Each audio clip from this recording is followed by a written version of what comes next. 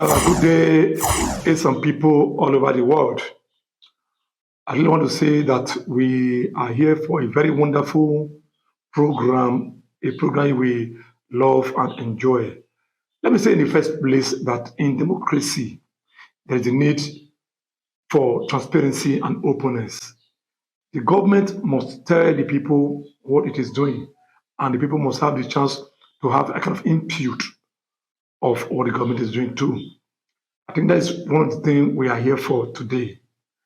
Today we'll be having a very wonderful guest here, the Chief Press Secretary to Esan Northeast Local Government Area, Honorable Harry Okononfua. He'll be here to have a chat with us, tell us what they've done or the picture of what they intend to do in office, the office with the chairman, Honorable Kelly Inedegbo. Permit me to say here that without missing word, that Kelly has been a very different chairman amongst the whole chairman we've had in Edo State at the moment. If I should say that he's the only chairman that is being visible, if you look at it is an exaggeration, but it is not. Definitely from day one, he has been very different and has been very, very outstanding. Now his spokesman is here with us and is going to have a chat with us to know what they be doing, what they are doing now, and what they intend to do too. And I'm sure you are going to have a very wonderful time with us as we present to you what he has in the what he has in the locker or in the cupboard for us all to see. Enjoy yourself and have a nice time viewing the interview. Thank you. I'm your host Sunday Ehimare Inegudese, Eagle Studio, London, UK. Yeah, good day, some people all over the world. Today we are coming with a special package for all some people.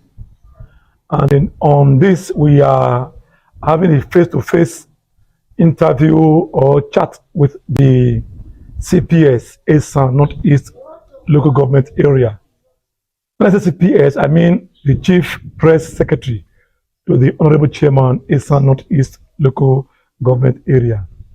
You see, one of the beauties of democracy is that it affords the people the chance to hear from their rulers, feel their impulse, and discover the direction in which they are heading to. Today, we have a wonderful chairman here in the Esan Northeast Local Government Area who is transparent and who has kickstarted a kind of revolution in the local government ever since the day he was sworn in. I want to go further beyond that for now because his mouthpiece is the man facing me here now on interview. You're welcome, sir. Thank you very much, sir. My pleasure. We are glad having you on Eagle Studio. Thank you very much, sir. Yeah. Greetings to each and every one of us. Yeah. Firstly, I want you to tell the Esan viewers about yourself. Yeah. I think we'll start from there. Okay. Good day, everybody. My name is Okononfua Harry Osemobor. I'm from Ukpekimokulu, Eboji, Urumi, Esan Northeast Local Government Area of Edo State. I was born and brought up in this land. So I know everything, the nook and crannies of Urumi, and I'm familiar with the terrain as well. Thank you very much, sir. Yeah, my pleasure. Thank you, sir. Yeah, I think the first question I have to ask you now is, how did you find this job of being the CPS of the Esan Northeast Local Government? Because it's like you are the mouthpiece of the council. Please, just how challenging or how do you feel doing the job? First, the job is challenging, it's tasky, and it's not as easy as one may think. Because at times you will need to sit, make stories, try to read the mind of the readers. Because at times people do approach your post or approach your works with different intentions. Some will come just to criticize. Some will come just to comment and also do some hailings. So your ability to capture this and ensure the crowd or the citizens or your readers they are carried along is a very tedious task, I must confess. But to me, I really enjoy the job. I am so happy to have been appointed by the chairman to be the spokesperson to his honorable office. So it's a good thing to me. It's They welcome. I sincerely welcome the job, and I sincerely welcome the challenges accompanied with the job. Many of us, or many people don't know the Honorable Chairman Kelly Inebo that much. Can you please give the viewers a little picture of who Kelly Inebo is? You said many persons don't know him that much. Yeah. I really don't subscribe to that because first, Inebo family is a trade name, has a trademark in Uromi. His family house is resident at the heartbeat of Uromi. Anybody who knows EQ here must know Inebo's family. And Kelly is not new to this game. He has been active for over 20 years. Majority of his adult life, he has even spent more in the political scene than in his own career. Let's not forget he's a medical doctor.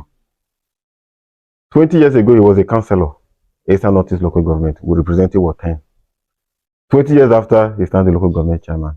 And in between, 20 years ago till now, he has also presented himself for public offices. Like 2019, he wanted to contest for House of Assembly. Then he was a member of the All Progressive Congress. I think 2007 or so, he made an attempt also. So every election period, his name always rings bells. Not for the wrong reasons, but always for the positive reasons. Don't forget, the second attempt of Honorable John Yakubu, he was to be the vice chairman to Yakubu before you know what played out. I didn't know.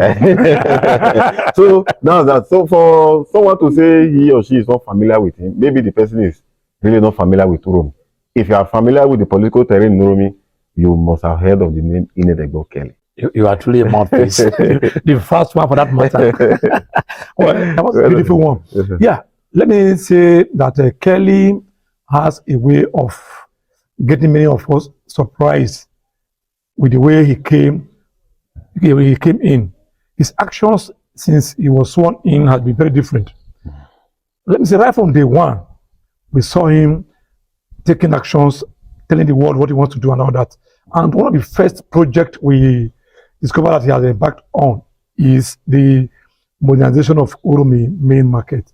What actually do you think made him to take that as his first decision as to renovate or to modernize the main market? Thank you very much. Let me start from your very first statement. You said the way he came from day one. Yeah. Let me take our mind back because I'll be part of this process. Okay. That decision he took first day in office, Kelly came prepared. Prepared in what sense? Immediately he purchased the nomination form, he presented himself for the primaries and he won. Immediately he set up a consultative forum. And this consultative forum comprised of members of the opposition party, APC members, Labour Party, men and women from different walks of life. We had three consultative meetings at three different locations. We had one in Benin, we had two in Esan Northeast local government here in Oron. So, what was he presenting to us? He admitted that he is not an extraordinary human being. I don't know everything. That was what he said. So, he decided to organize this group of professionals together to seek for advice, to seek for counseling, and to know the most important thing is to address first once he becomes the chairman of this local government. In that meeting, a lot of ideas came, and he was even surprised that this kind of potentials exist in Uromi. It was that consultative meeting that began to expose his views concerning different things. So, after that meeting, we now came up with a blueprint. Uromi market was one of them. We discussed about security, agriculture, sports, and road infrastructure and other social and basic amenities. So what now happened? We had a draft, he reviewed the draft, and he now began to take the items one by one according to priority. Uromi market was his number one priority. Why? That market houses almost about 10,000 employers of labor. People own different shops, either in a small kiosk or in an open market. And this person happens to employ people, either one or two persons, who look after their shops. So by extension, the number of workers or those any they are living from that market, we cannot just underrule that fact. And it's important that the area where you get your revenue from, because market is a source of revenue to the council, Right. you place priority on that area. And having someone who has lived both in Nigeria and outside this country, he knows how organized the Western world is. So this was the idea he brought. If you are coming from Tazona Road, if you are coming from Ago19, it's as if that market point is the central point.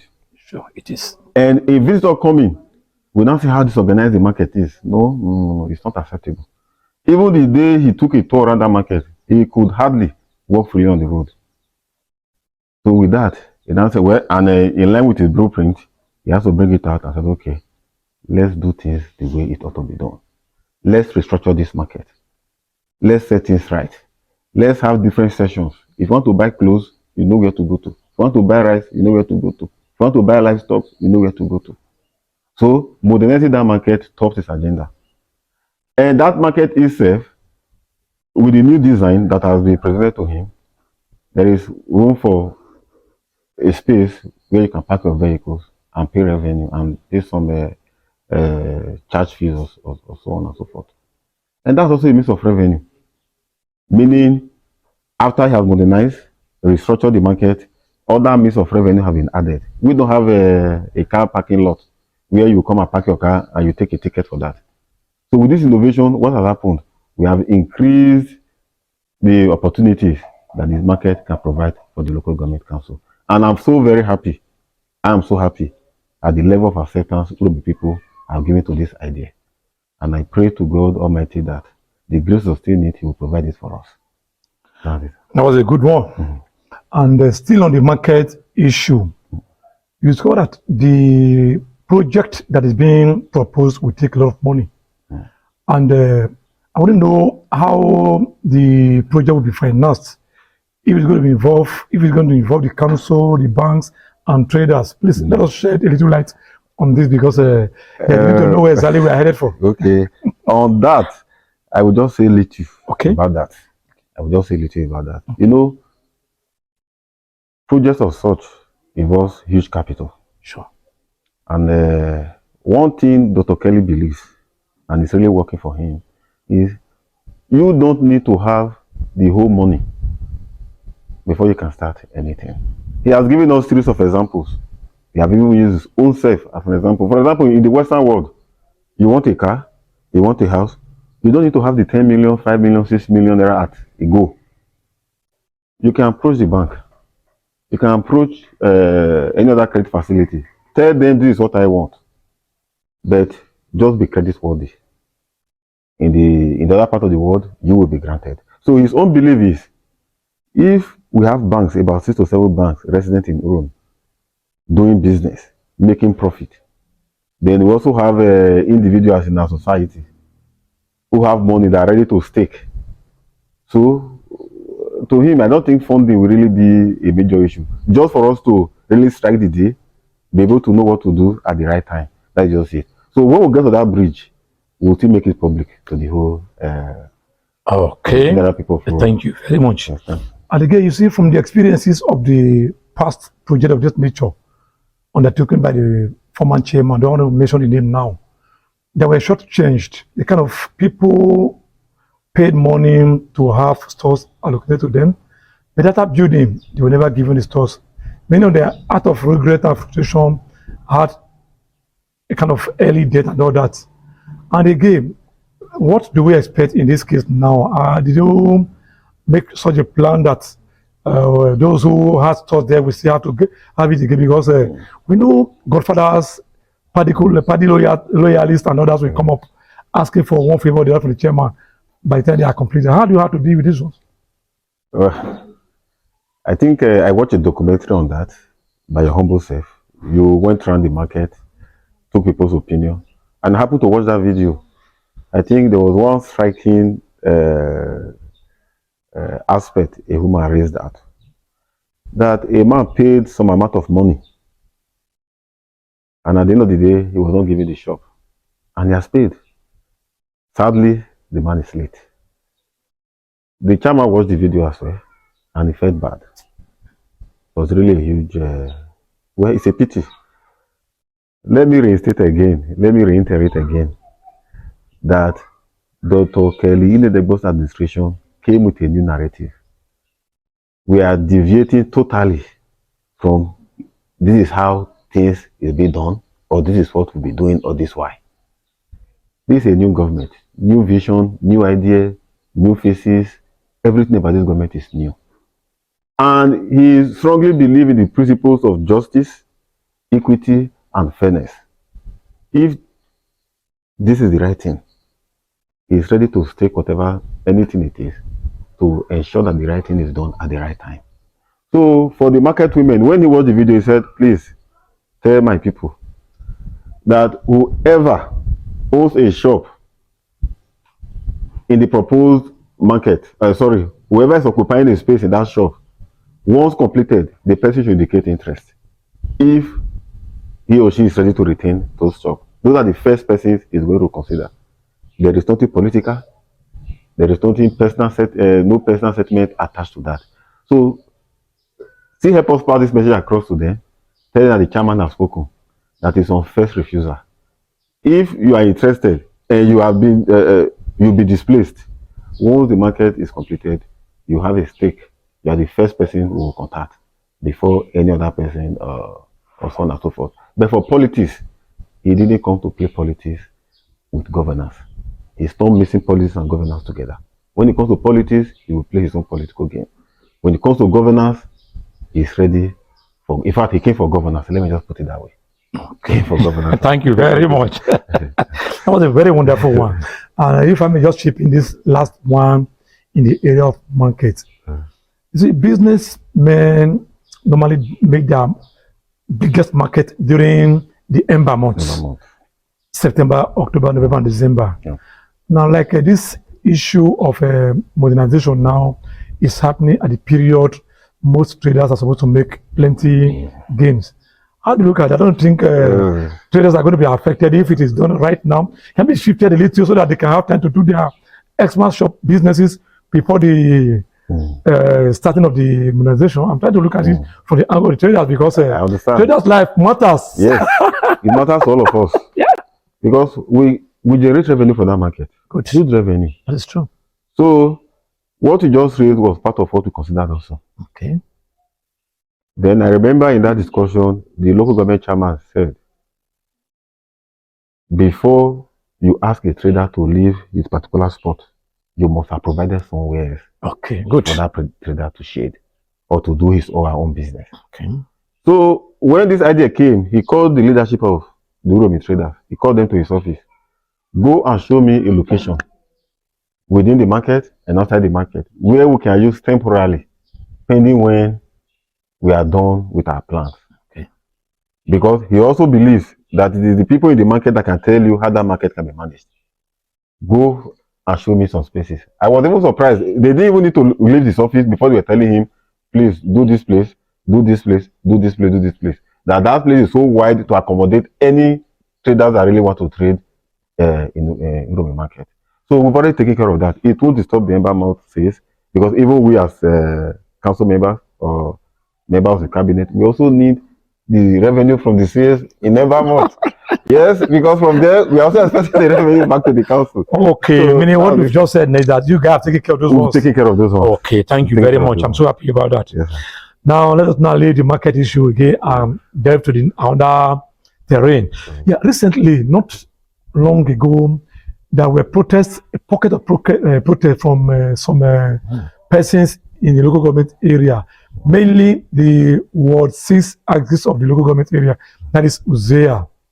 And their grounds was that they were not carried along or they were not favored with the appointment made into positions in the council. And they hinged their protest on 3 grounds. One, that that Ward 6 is a ward in Esan Northeast. 2, that the Ward 6 is a kingdom of its own. a joint kingdom with Uromi that made up Esan Northeast local government area, and that was Sisege Uzea is the elder brother to Uromi when you come from the historical perspectives. Yes. So take a look at these three areas and tell me what you think about it. If they are completely genuine or how you guys are taking care of this protest, please. You can see I'm just laughing because we are not new to those kind of agitations. Okay.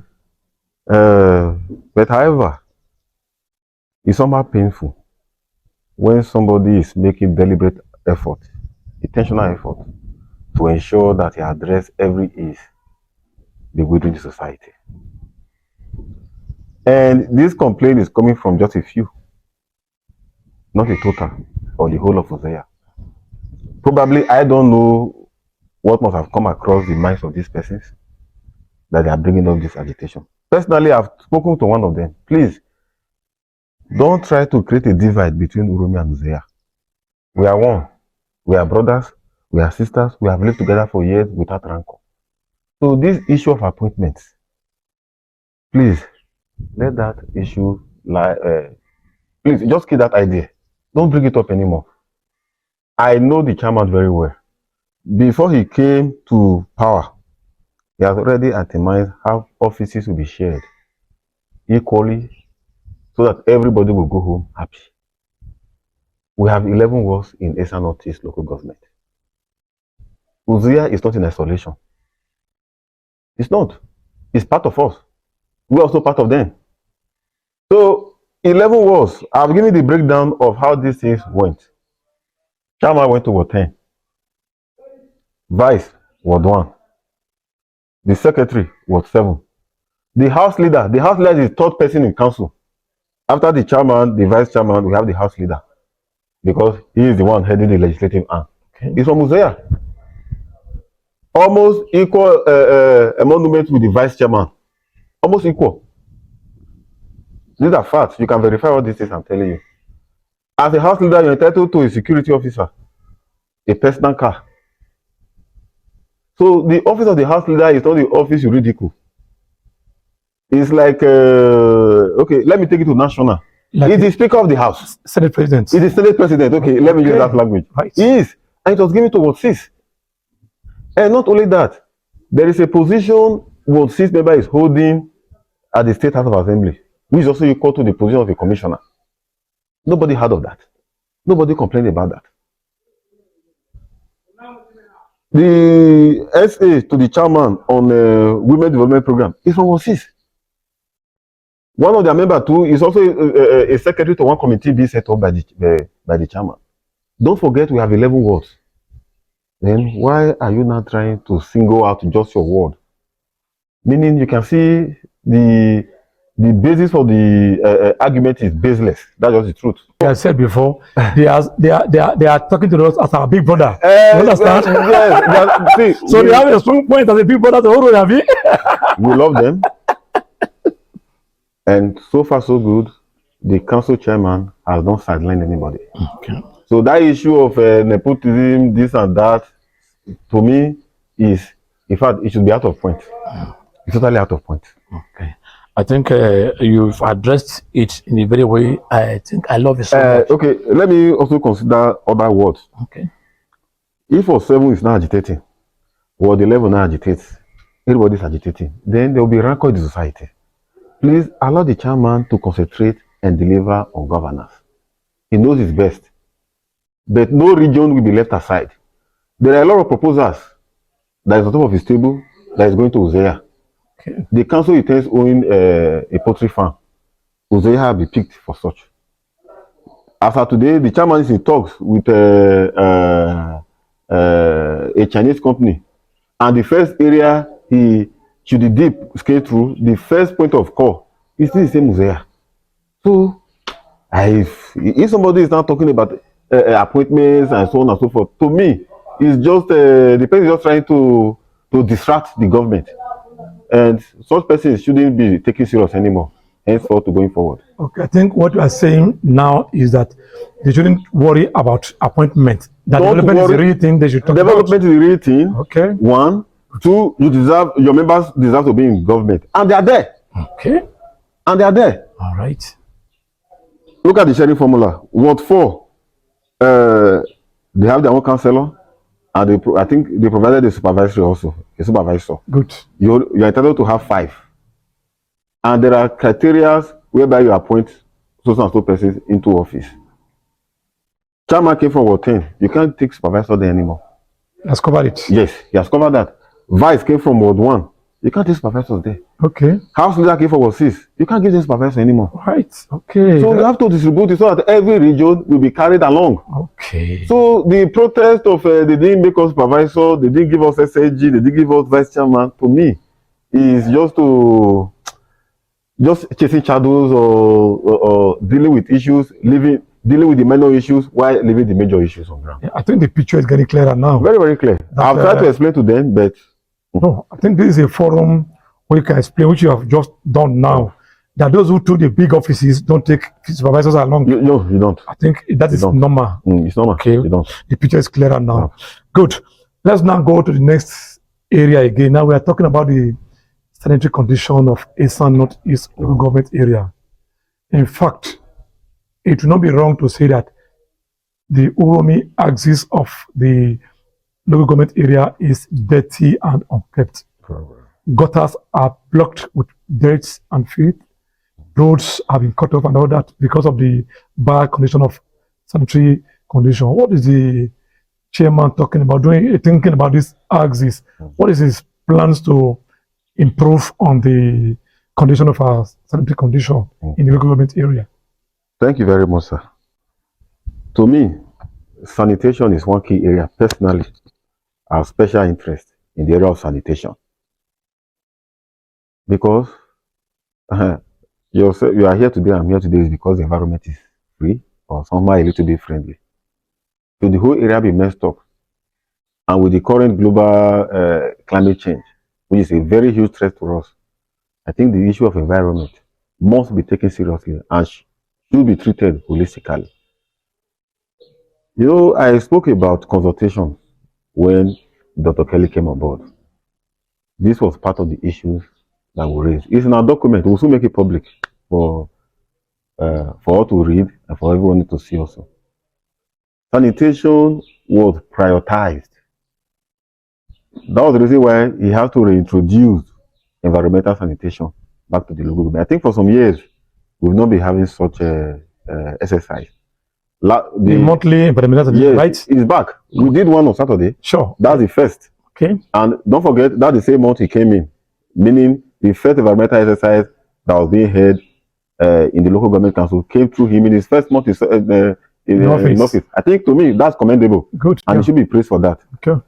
So for the issue of environmental sanitation, it shall be regular on a monthly basis. Every last Saturday of the month, everybody comes out together, then we clear off our streets and we clear off the market. Then the issue of gutter, we intend opening up the gutters in Uromi. Let me say this. The council boss was a victim of the flooding scenario in Uromi. He was coming from Covent Road, rain met him somewhere. So he now said, okay, let him try and navigate. He couldn't.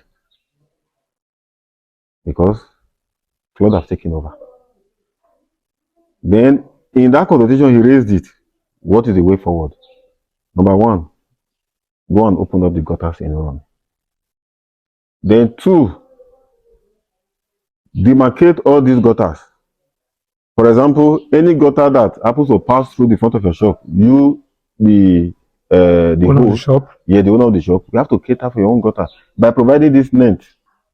The net that will only allow the water to pass through and the debris remains there. So that once, I think every Saturday or so, you can enter into the gutter and evacuate the debris out.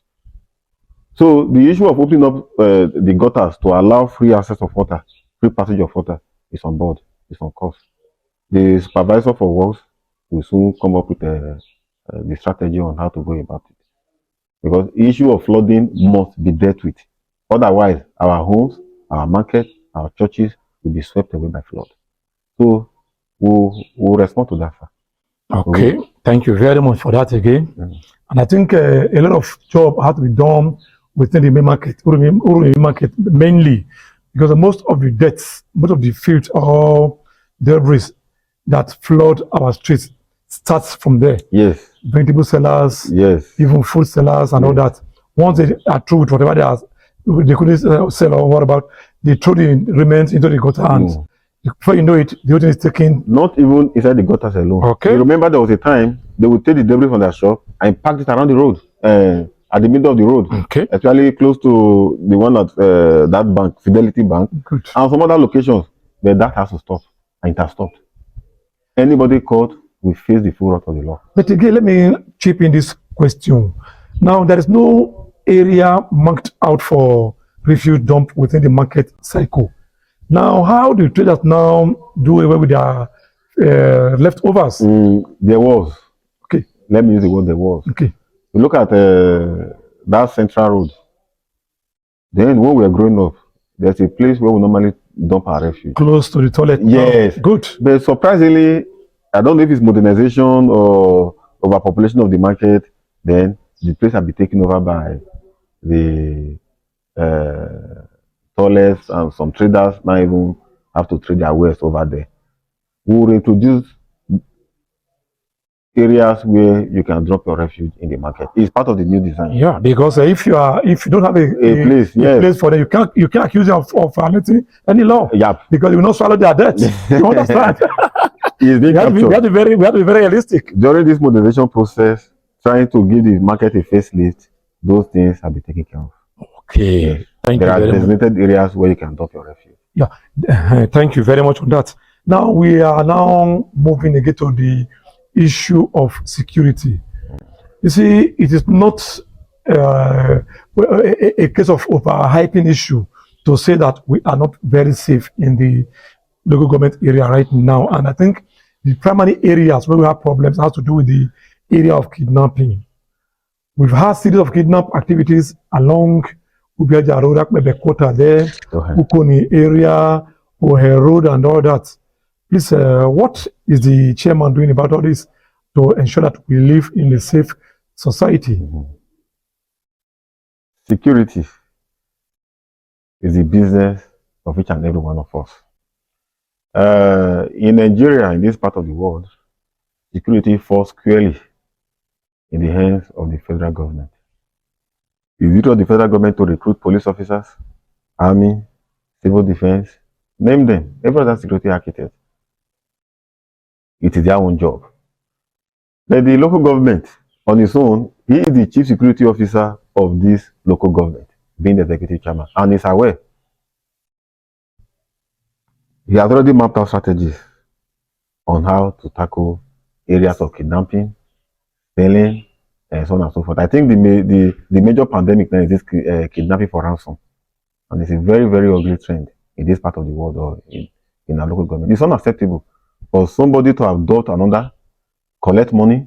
At times, even the person being adopted, they may not be able to raise the money. We won't kill the victims sometimes. Some will go and sell their house, some will sell their land, some will go and borrow. They also ensure that their loved ones is rescued. Okay. But such act is very, very ugly. For security issues, I will only say a little. I won't say much. Yeah. Because security matters, they are very secretive. Very, very secretive. But the you don't reveal your strategies. You don't reveal your strategies, yes.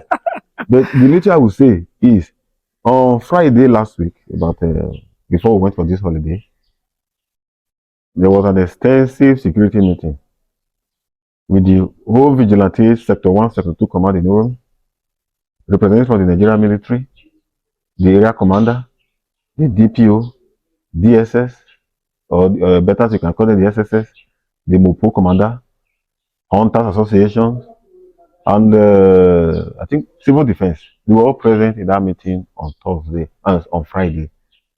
Issues were being raised and issues were being addressed. So going forward, we are going to see some changes in the security system.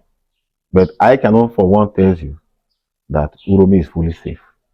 If I should say that right now on this telecast, meaning I'm not being sincere to myself. Because security issues, you don't toy with it. You know, it's like a child throwing a stone into the market. You don't know who is still going to meet. Yeah. So that's the reason why when it comes to security matters, you must be sincere. to yourself. Tell yourself the truth. If it's not safe, say it is not safe, so that everybody will know how to rally around and tackle the issue. Yeah. As of today, I will not even give the security architecture in Uromi a pass mark.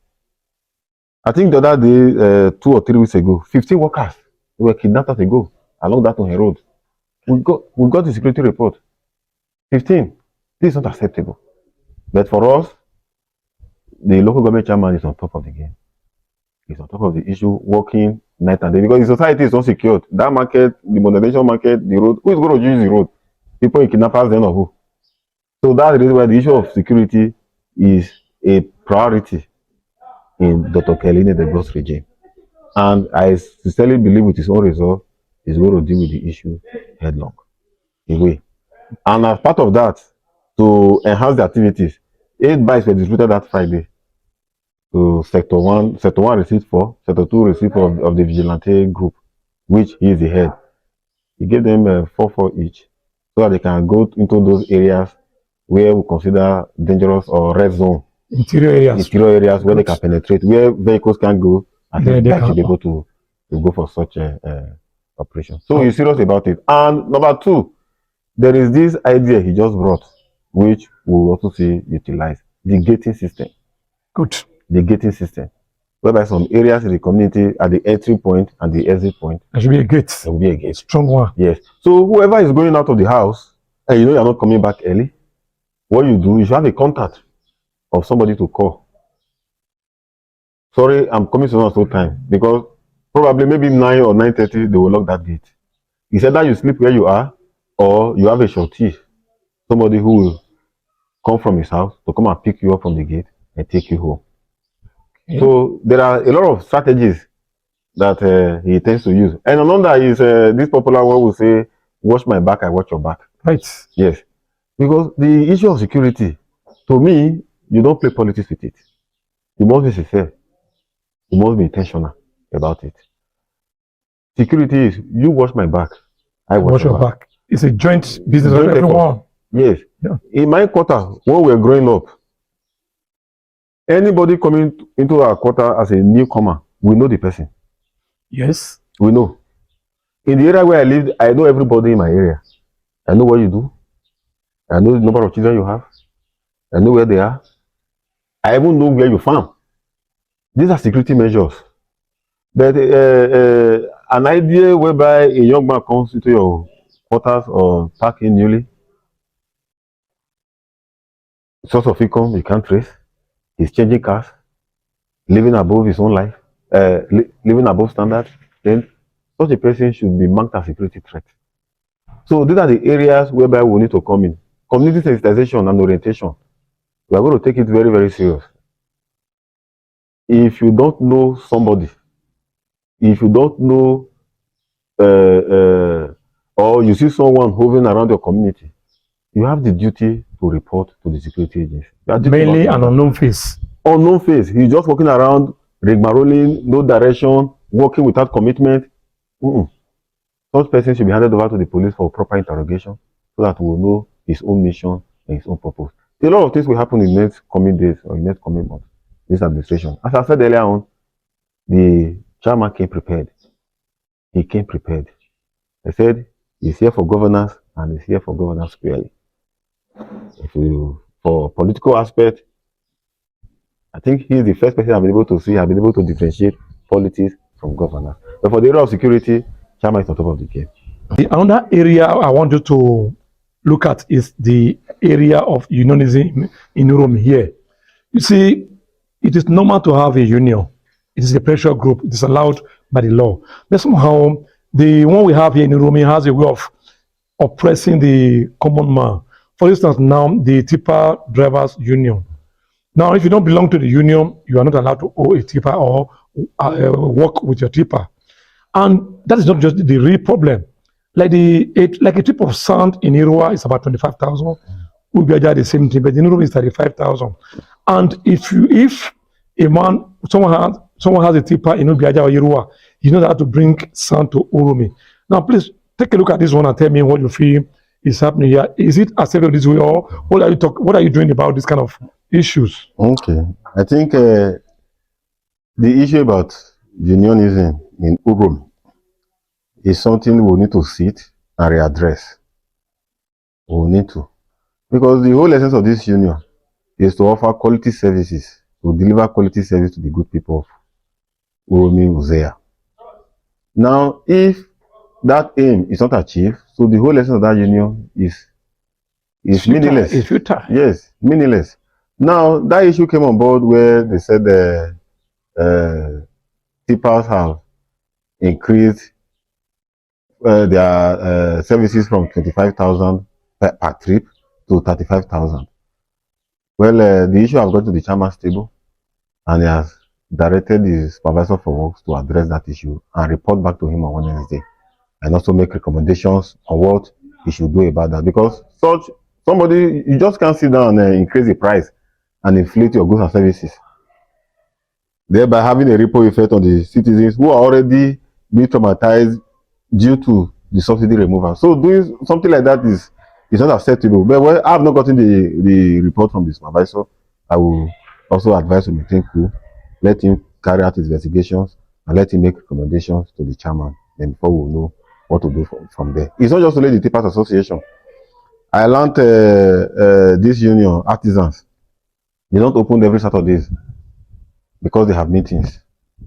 Well, the chairman will also look for ways to look into that issue, meet with the relevant authorities, meet with the relevant personnel in charge, so that they will address that issue of unionism. Unionism is good. We are not abolishing it. We are not saying they are bad. But when they start working against the people you are meant to serve, there's something is wrong somewhere. Yeah, thank you very much. Yes, now, the main problem, the pata of our problem now is this, our road infrastructure. Road infrastructure. You will agree with me that Uromi has been caged. We have been gagged. We cannot move anywhere. Trailers have taken over every road in Uromi. We don't go out, and to come in is a big problem. We know every road doesn't belong to the local government area. We have the trunk A, the federal, the trunk B, the state, and the trunk C. Sir, what are you going to do about this? Because we are all stranded. Well, I think, let me start from your last statement. We are all stranded. Exactly. Meaning myself, the chairman, the vice chairman, the house leader, we are all stranded. But however, all hope is not lost. That's just the truth. It's pathetic to see that the glorious roads, like that New Agbo road, the ones that lead from New Agbo to Tanzania down to Abuja. So the glorious road before. So if you are accessing through Onitsha, that's the easiest route. From there, you connect to Agbo then. But now the road completely, it has failed completely. Failed. It's even difficult for Okada to pass through this kind of roads. But however, let's not forget that we have trunk A, trunk B, trunk C. A is federal government, B is for state, C is for local. So majority of these roads, they either belong to the federal government or to the state government. But we are not looking at that. We are not looking at that. Why did I say we are not looking at that? This road pass through Uromi. Majority of the trunk A, trunk B, trunk C, they are being used by who? The citizens people, yeah. of Uromi people. So the welfare of that road is also being privatized. How? When the chairman came on board, the mission road has this, there are some faith portions. Sure. He said, okay, we'll do palliative there. Then he now went round and observed that Uromi is caged. Like I've said, you are coming from Benin, you can't. No, you are coming from Abuja, you can't. You are coming from Agbo, Onitsha, you can't. So it's as if we are just engaged or we pushed to, pushed to one corner. So he was able to reach that because the road, the amount of money required is above what the local government can finance. But on the interim, he was able to seek for support for some well-ministers of Uromi, and he was able to make contact with some of his northern friends, northern brothers also. Then we received some hard costs that we used to do some palliatives. That's why sometimes you observe that the trailers were moving freely. A time came where you couldn't even see any. It was because of some of those hard costs have been used. So we are still expecting some that will serve as palliative on the interim. Then another thing is, doing the palliative is not enough. For me, it's really not enough. On his own part, he's also still pressurizing the federal government. We learned that road have been awarded to Central Nigeria PSC. The Benin Auchi has is too, from Benin to Abuja, it has been awarded in 3 phases. Benin to Ekpoma to, I think, Lokoja. Yeah. Obajana, then from there to Abuja. Yeah. So, what we can do, what I believe the chairman can do, and he's still doing, and he will definitely do it, is to pressurize the contractors. Get them on board. If you have been paid, then why have you not mobilized your workers to site? If you have not been paid, then your documents, your bill of contract, or where is it sitting at the moment? So, to me, for that federal road, he's not sleeping about it. For us to even navigate into our own personal homes, it's a problem. Huh? So nobody will be happy about the state of roads in Europe. But on that, I can assure us that for what the role of the local government when it comes to road infrastructure, the Struct C, attention will be paid to that. Attention. But for the other ones, where we feel of paramount importance, that it will hinder a lot of economic activities, if it's palliative, the local government can do, his own regime, Dr. Kelly, is ever ready to respond to such. Thank you, sir. Wow, that was a great one. And I think we had a very wonderful time with our CPS. And on this note, I really want to say one thing here, that our CPS here has already won an award in the whole state. And you know the award? He remains the most handsome CPS in the state. If you doubt me, you counter me, show your CPS and let's see. We are the best and the most handsome CPS in the whole state. Sitting here face to face with us. Yeah, that's a beautiful one. Thank you very much. Thank you for the award. Thank you. Hope you love it. I love that award. That's wonderful. Yeah. So on that note, we are coming to the end of the interview series with our CPS, our handsome gentleman, Harry Okononfua. Just before we go, you have anything to tell the viewers just on a final note? On a final note, to the good people of Oromia and Uzea, things will definitely change from bad to good to better. We are in a new government that have the feelings of the people, that is in touch with the people. So things will definitely go well for each and every one of us. And for all the problems that have been enumerated or have been listed to the chairman, he's working on them. And we'll start seeing the effect very soon. Thank you very much, my people. Yeah, thank you very much, everyone. Your host, Sunday Ahimari Negbeduse, Ego TV, London, UK. Time like this will always come up from time to time. You hear from them just with me as their host. We are grateful that you'll be here with us. Thank you very much. Same time again, some other time. Bulu.